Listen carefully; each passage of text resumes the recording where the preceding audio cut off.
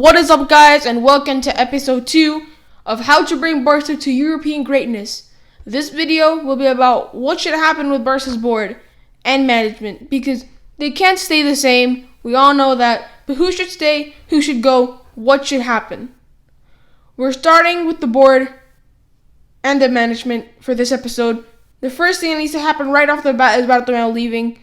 I don't care if it's him resigning, vote of no confidence, jail. I honestly do not care. I just want him to leave the club and leave the city at this point.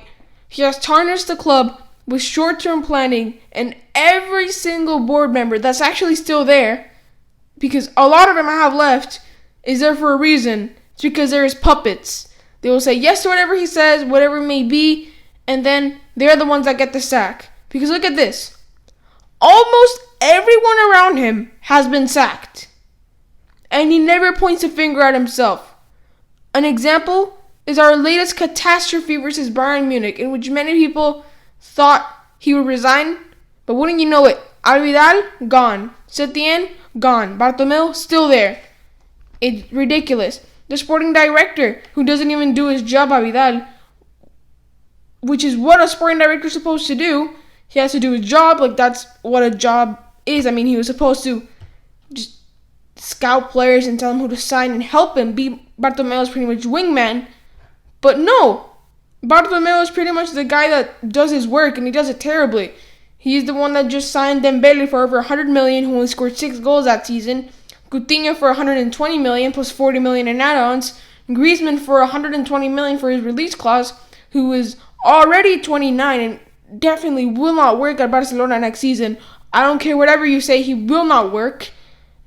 And none of these would actually work.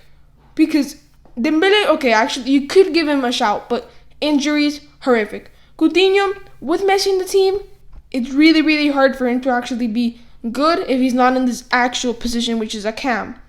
Which will be difficult to have him because Messi might play there, or we might have to play Griezmann, Messi, and Coutinho, which will be really complicated for either one of those three. One of those three will suffer, maybe two of them. And another thing that could happen is this man rejected Alphonso Davies because he's Canadian. He was up for sale for 6 million euros. Every single scout was agreeing except Bartomeu. Didn't sign him because he's Canadian. And bam, Semedo's still having nightmares. Also, he rejected Haaland twice. The most ridiculous one is because 20 million was a high fee. Then they went the next week to go spend 18 million on Martin Braithwaite, which just shows their lack of vision, how they fail every single season, because since 2016, the only good transfer we have made are Clement Lenglet, and that probably it, Arthur Melo, but he's been sold, and De Jong can be considered a flop, but he's still pretty young, so I consider him a success. 3 transfers, max. These guys are responsible for what should be the coach's job in promoting Barca B players, but nope, they take charge. Most of them play a couple games, get loaned out, then sold for like 100k. It's ridiculous. I'm not sure what these guys are doing, and they're pretty much using La Masia to get an extra million a year, which will be a million inside the 120 million transfer that happens yearly.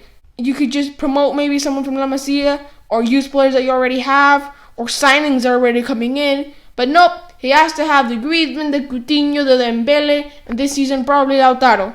Makes no sense. This man is the type of guy to buy an iPhone every year and then leave the perfectly good one to die in an old drawer. That's Bartomeu.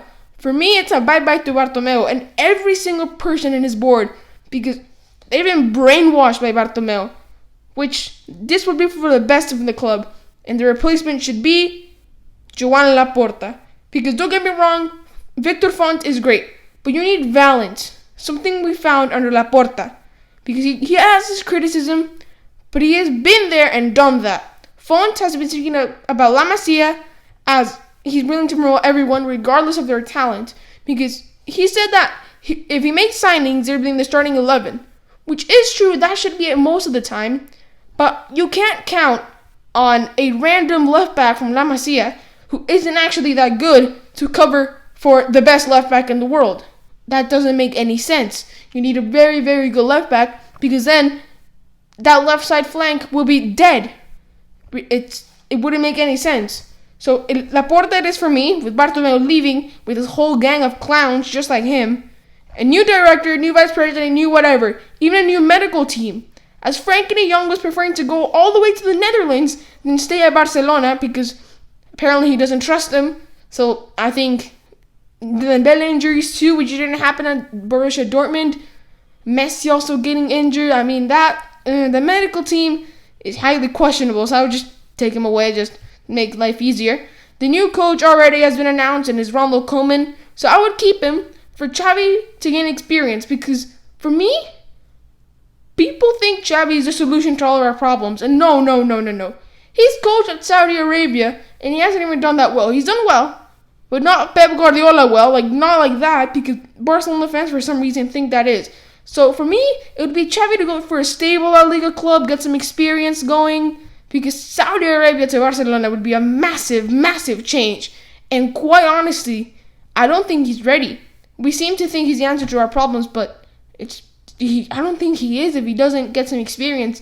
La Liga or Barca B, do something around Barcelona to kind of get an idea of what to do in the league.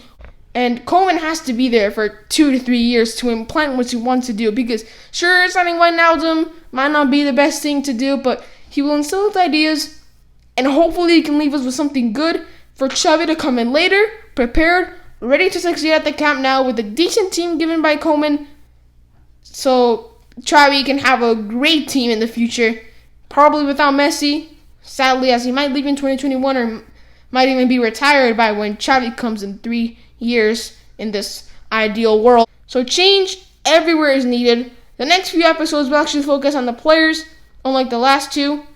So yeah, the next one will be about La Masia, and after that, it's all about transfers. I just wanted to summarize this whole mess that's going on with board and manager just like yesterday.